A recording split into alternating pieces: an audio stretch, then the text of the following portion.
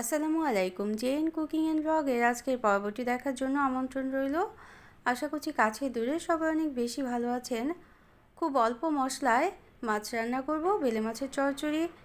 তো একটা স্পেশাল মশলা ব্যবহার করে মাছ রান্নাটা যে খুব বেশি সুস্বাদু করা যায় তাই আজকে রেসিপিতে দেখাবো। তো আমার রেসিপিগুলি ভালো লাগলে চ্যানেলটাকে সাবস্ক্রাইব করে সাথে থাকতে পারেন, আর ভিডিওটা দেখার শুরুতে একটা লাইক দিয়ে দেবেন।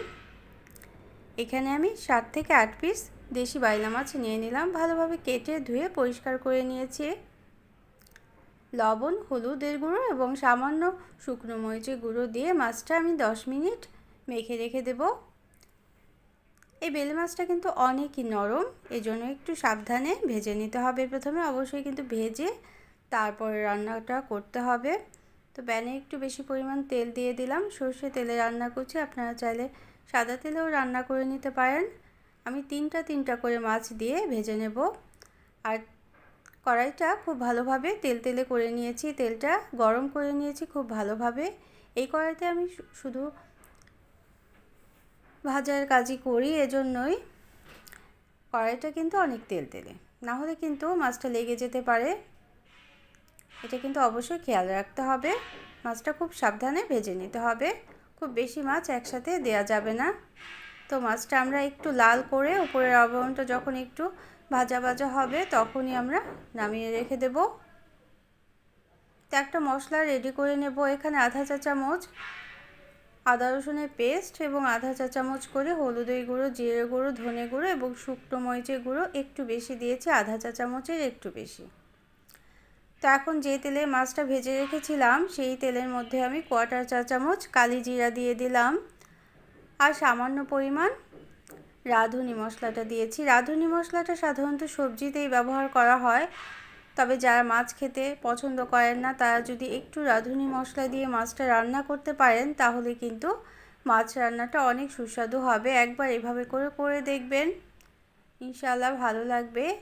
তো এখানে একটা ছোট সাইজের আলু পাতলা করে কেটে নিয়েছি এবং 2টো কাঁচামরিচ ফালি দিয়ে দিলাম। সামান্য লবণ দিয়ে আলুটা আমি একটু সময় নিয়ে ভেজে নেব, লাল করে ভেজে নিতে হবে। তো আমার রেসিপিগুলি ভালো লাগলে একটা লাইক দিয়ে দেবেন, প্রয়োজনে কমেন্ট করবেন আর শেয়ার করে নিতে পারেন ফ্রেন্ডস অ্যান্ড ফ্যামিলির সাথে। যারা প্রথম চ্যানেলটিকে ভিজিট করছেন তারা চাইলে চ্যানেলটি সাবস্ক্রাইব করে বেল বাটনটা প্রেস করে অল অপশনটা সিলেক্ট করে সাথে থাকতে পারেন। তো আমি পেঁয়াজ কুচি দিয়েছি এবং যে মশলাটা রেডি করে রেখেছিলাম সেটাও দিয়ে দিলাম। মশলাটা একটু তেলের মধ্যে এভাবে করেই ভেজে নিতে হবে কিছুটা সময়। তারপর পানি দিয়ে দিতে হবে আলুটা সিদ্ধ হওয়ার জন্য।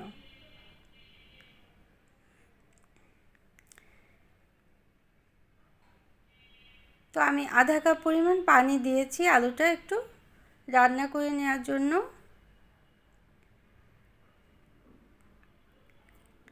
তো এভাবে আলুটা রান্না করে তারপর আমরা প্রয়োজনে ঢেকে রেখে দিতে হবে। ঢেকে আলুটা কুক করে নিতে হবে। মশলাটা যখন ঘন হয়ে আসবে তখন কিন্তু আমরা ঝোলের পানিটা দিয়ে দেব। আমি আজকে অল্প ঝোল রাখবো, যে যতটুকু ঝোলটা খেতে চান সে অনুযায়ী কিন্তু পানিটা বাড়িয়ে বা কমিয়ে দিতে পারেন। তো ঝোলের পানিটা দিয়ে এখন মাছগুলো আমরা দিয়ে দেব, ভেজে নেওয়া মাছগুলো।